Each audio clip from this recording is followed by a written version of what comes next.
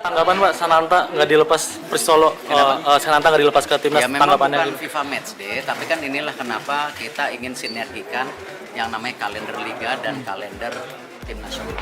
Ya, dan saya bilang tidak polemik, jangan diadu-adu dulu kenapa ini kan sama. Kita cari solusi sama-sama.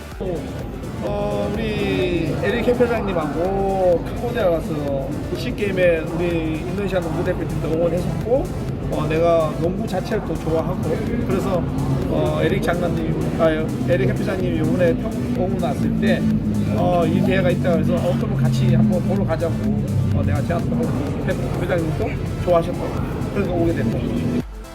Jadi ya, walaupun nih Indonesia memang krisis striker, tapi bukan berarti sudah kiamat, enggak. Lawan Kyrgyzstan kan bisa mencetak 2 gol.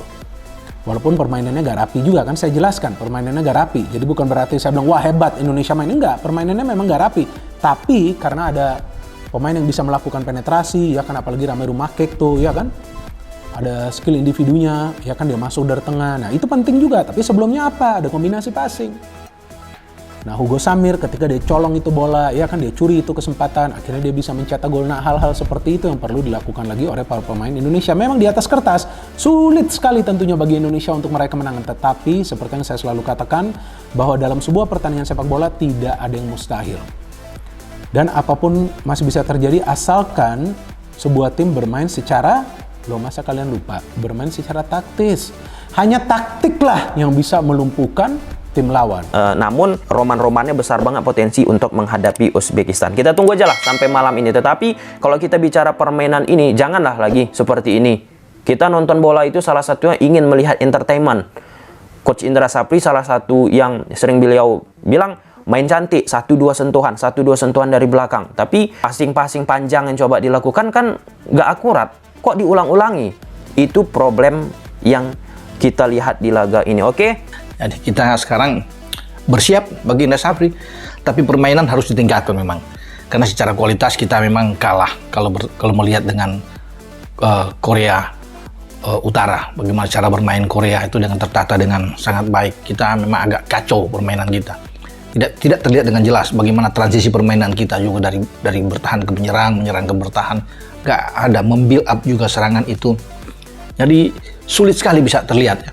Kita bermain melawan Cina Taipei dan juga melawan apalagi dengan Korea Utara. Kalau kita mengharapkan untuk bisa menang memang sulit.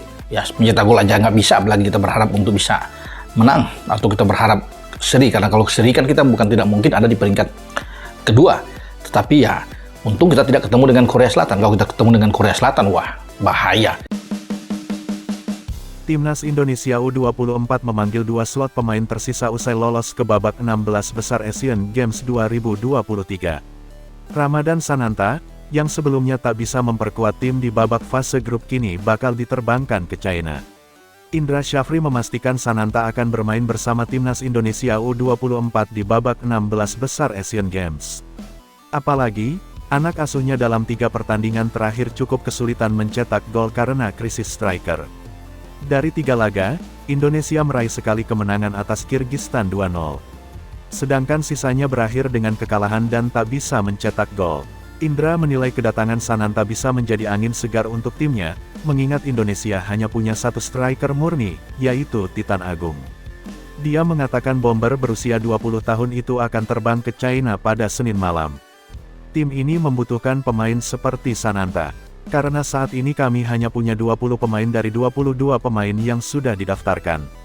Sananta baru jalan nanti tengah malam. Kemungkinan besok siang sampai di Hangzhou, kata Indra Syafri. Manajer Timnas Indonesia U24, Henry Erawan mengatakan pemanggilan Ramadan Sananta memang sudah direncanakan sejak awal. Kita memang membutuhkan Sananta, karena striker murni kita hanya 1, yaitu Titan. Dia juga butuh istirahat untuk mengembalikan kondisinya, agar bugar kembali, ucap Endra, dikutip dari laman PSSI. Sebelumnya, Ramadan Sananta tak bisa memperkuat Timnas Indonesia U24 di fase grup karena tak dilepas timnya, Persis Solo. Pelatih Timnas Indonesia U24 Indra Syafri kemungkinan akan memanggil 2 pemain tersisa untuk menambah kekuatan di babak 16 besar Asian Games 2023. Indonesia dipastikan lolos ke babak 16 besar meski kalah 0-1 dari Korea Utara pada laga terakhir grup F. Garuda Muda berhak melaju ke fase gugur lewat jalur peringkat ketiga terbaik. Indra mengaku akan berdiskusi dengan tim pelatih mengenai peluang memanggil 2 pemain baru yang belum bergabung. Pemain yang dimaksud adalah Beckham Putra Nugraha dan Ramadan Sananta. Saya akan berdiskusi dengan tim pelatih apakah saya akan memanggil 2 slot pemain yang masih tersisa yang belum hadir. Tetapi saya nggak mau mengecilkan hati pemain yang sudah berjuang di 3 pertandingan ini, kata Indra usai pertandingan. Beckham tak dibawa ke China karena sempat mengalami cedera. Sementara Ramadan Sananta tak mendapat izin dari klubnya, Persis Solo yang tengah mengalami krisis pemain depan. Selanjutnya, Indonesia akan menghadapi Uzbekistan atau Hong Kong pada babak 16 besar di Stadion Yellow Dragon pada tanggal 28 September mendatang.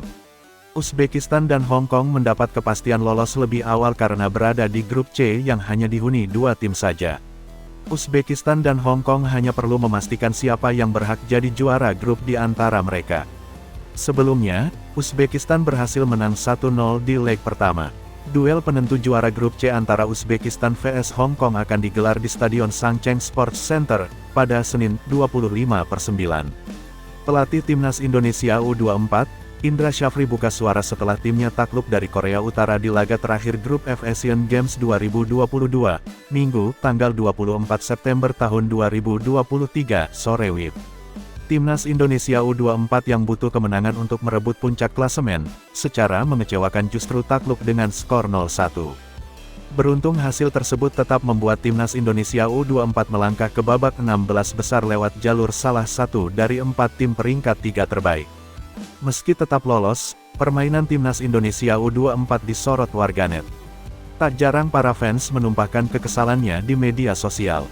Kegeraman warganet cukup berdasar mengingat kekalahan dari Korea Utara kian menegaskan adanya masalah di tubuh skuad Garuda Muda.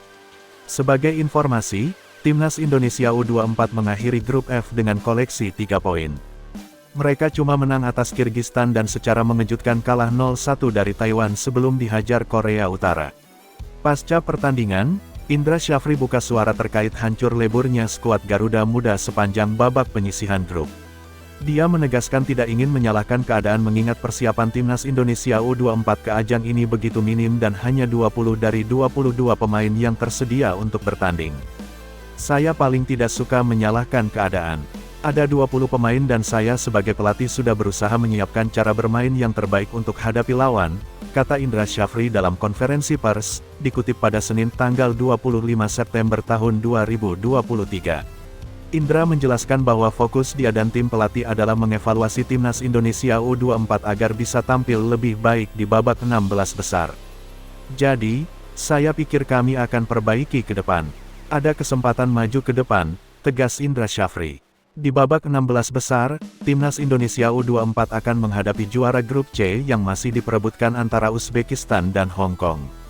Laga itu baru akan berlangsung hari ini, Senin tanggal 25 September tahun 2023, sore WIB.